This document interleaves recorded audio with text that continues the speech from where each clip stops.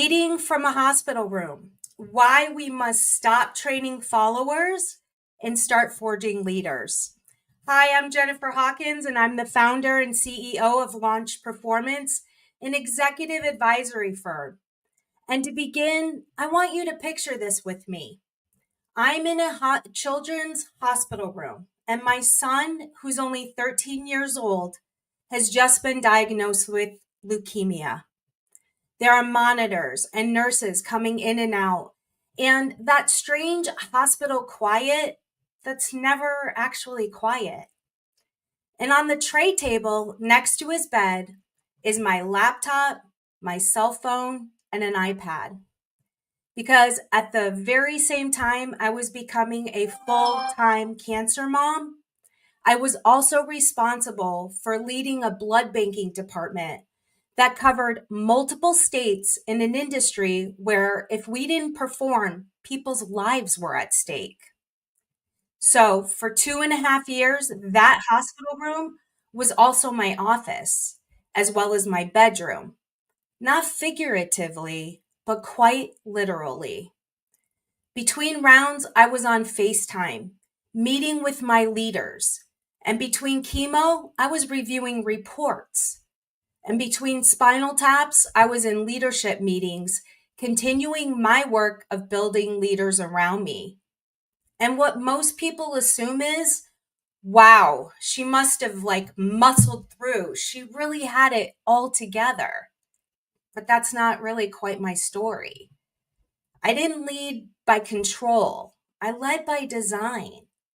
And my team of leaders was the only reason we not only survived that time period, but in fact, we actually thrived. I wasn't a control leader trying to hold everything together. I was a systems leader, a people first leader, someone who was already building leaders around me before we even received the diagnosis. What the hospital season did was force me to trust the system I'd already built because I couldn't walk down the hall and fix things anymore. And I couldn't be in every meeting. And I absolutely couldn't outwork the problem. So, what had I built before the crisis? Well, I built a team that understood the mission of saving lives and leaders who could make decisions without me in the room. I had built relationships across regions, so I wasn't the only hub for them. That's why, and this is the part I always come back to, what could have cost me my career, as it did so many other cancer parents, actually accelerated it. In those years, I was promoted 4 times, not because I was everywhere, but because my team rose and I brought these battle tested, brilliant leaders right up the ladder with me. I personally felt the spark for leadership at only 23 years old. I was working in a major corporation, watching the supervisors work with staff with complete confidence, making an impact on people, and I just knew I wanted that too. And I didn't want the title for power. I wanted it because I loved to teach and coach and develop others.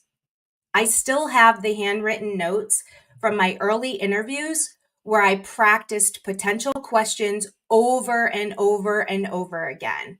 Yellowed paper with flowing cursive on it as I wrote out all those answers, all those prep questions, all the feedback from the first time I didn't get the job. I held on to them because they represented my hope, my effort, and the dream of one day becoming that kind of leader. And luckily for me, I had leaders who saw something in me, leaders who asked me what I wanted and believed in my ability and helped me to grow into the role. And before I turned 26, I landed the role. And then my corporation invested millions into my leadership peers and I on coaching, development, and leadership skills that are so necessary for the scaling and growth of an industry giant, such as where we worked, which was the Hartford Insurance Group. My journey was full of wins as well as setbacks, preparation, feedback, coaching, and mentorship, all of which helps fuel the work I do now to achieve the outcomes I'm having with my clients. But the truth is, my style of leadership was and is not necessarily the norm in this country. Most organizations have been leading with a top-down hierarchy, which produces managers who know how to execute, but not true leaders who are battle-tested and ready to scale an entire organization. According to the Small Business Report, 82% of managers have never received formal leadership training, and they are forced to learn by trial and error, often leading to poor performance, high turnover, or worse, apathy from their teams. You wouldn't hand somebody a scalpel and expect them to perform surgery without training. Leadership isn't instinctive, it's a learned skill set. So why are we promoting smart, capable people into leadership without giving them a system to succeed? And then we wonder why teams fall apart, why performance stalls, why 67% of staff are unengaged, according to the most recent Gallup poll, and why leaders are burning out, trying to figure it all out. Leadership isn't about being the loudest voice in the room, but instead it's about being clear, calm, and confident for your people, a beacon for the organization, staff, and industries to look to in the throes of a storm or a pandemic or a recession. It is this very framework and the ability to cast a vision and rally for the cause that allowed me to thrive through 2 recessions and a twice cancer bone marrow transplant journey for my son, as well as a pandemic, the likes of which we haven't seen in a century. 34% of people aged 50 and older are already in transition for retirement, according to a report by Willis Towers Watson. And that's not just a stat. It's the leadership gap of our lifetime. And while we regularly talk about the boomer generation retiring, we are failing to prepare for the mass exodus that's about to occur when Gen Xers turn 60 this year. According to Fortune, 42% of CEOs are 60 or older and 43% are in their 50s, meaning the majority of executives are in the retirement period of their lives.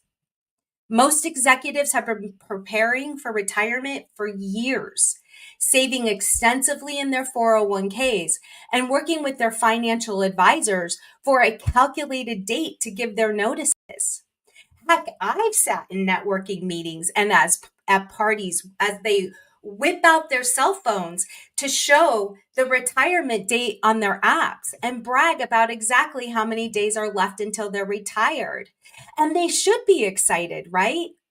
But the result we are seeing is that organization after organization is getting caught flat-footed by the resignations. Fact. 6 to 12 weeks is not enough time to build leaders capable of taking their organizations into the future, especially as millennials and younger look for alternatives to working in large corporations. They seek more autonomy, less micromanagement.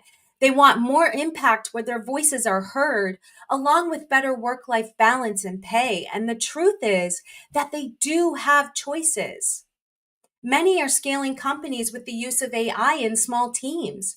48% of Gen Z and 44% of millennials have side hustles, according to a Bankrate survey, and hope to scale them into full-time ventures, as 46% of them define success as being business owners. All of this to say the future of work must change if we hope to pass the baton successfully from today's executives over to younger generations. And as older generations retire, millennials will have the upper hand as they make the majority of the workforce. Not only does this wave cause issues for individual organizations, but it also presents economic ramifications that all of us have a vested interest in. The economic ramifications of execs retiring without proper successors are significant, leading to massive market value erosion, operational disruptions, loss of critical institutional knowledge, and a decline in investor and employee confidence. Poorly managed C-suite transitions can cost S&P 1500 companies nearly $1 trillion in market value annually. Key economic ramifications include financial losses, value erosion, and unplanned successions often result in substantial financial losses. Companies experiencing a forced CEO succession can cede an average of $1.8 billion in shareholder value compared to those with a planned transition. Studies also indicate a stock price drop of 4 to 5% after an unplanned exec departure is announced. Which brings us back to the beginning of my talk. Top-down hierarchies are no longer the wave of the future, and we all have a vested interest in organizations building battle-tested leaders ready to take over the baton and the future of work. Because what got us here won't get us there. Future executives will need to dissect and analyze organizational structures as younger workforces look to have louder voices, more impact, and team environments. They will also need to consider how technology plays into the workspace and expertise that our younger generations bring with them and we need to embrace. Work-life balance must be a consideration, along with pay scales if we hope to keep Gen Z engaged. And lastly, younger generations expect organizations to invest in them by providing opportunities for growth in skills, knowledge, and advancements. In other words, develop me or I'm history. That's the silent message many high potential employees are carrying right now. And too often, leaders don't realize until it's too late and they've left for greener pastures. Career development is one of the most powerful and underutilized levers managers have to drive engagement, retention, and results. But it's not only about promotions. It's also about asking the right questions and providing the opportunity to grow right where they are, just like at the beginning of my career. These work environments have been the cornerstone of my personal success. Building leaders, growing skills, and collaboration are key to the future of our success. And time is of the essence if we hope to prepare our generations in time for the wave of retirements looming ahead. So as you think about the information I've given you, can you honestly say your organization is prepared if your CEO and exec leaders were to retire right now? Has your organization created a leadership pipeline, including battle-tested environments, or are you relying on the old 9-box succession plan? What are you doing to develop your leaders of tomorrow? One of my favorite exercises asks you to close your eyes for a moment, and as you close them, I want you to visualize a Zoom meeting that includes the faces of your executive team. How many do you suspect are on the verge of retirement? Maybe they've dropped hints recently about their future plans, and are you listening? And then ask yourself, if 50% of them gave their notices today, what percentage of your mid-level leaders are ready to step up in the next 12 months? Right? Building leaders, growing skills, and collaboration are key to that future. The next decade will redefine what leadership looks like, and whether our organizations rise or collapse will depend on one thing: how intentionally we prepare the next generation. For 2.5 years, I led from a hospital room while my son fought for his life. And what I learned in that season is the same truth that applies to every company, every boardroom, and every team right now. We don't build strength by training followers. We build it by forging leaders. If our goal is to protect the future of our organizations, our communities, and our economy, then our legacy as today's leaders must be to invest, not just in systems or profits, but in people. Because one day, every one of us will hand over the baton. And when that moment comes, our greatest success won't be what we built, it will be who we built. That's what it means to lead from anywhere, even from a hospital room. Thank you.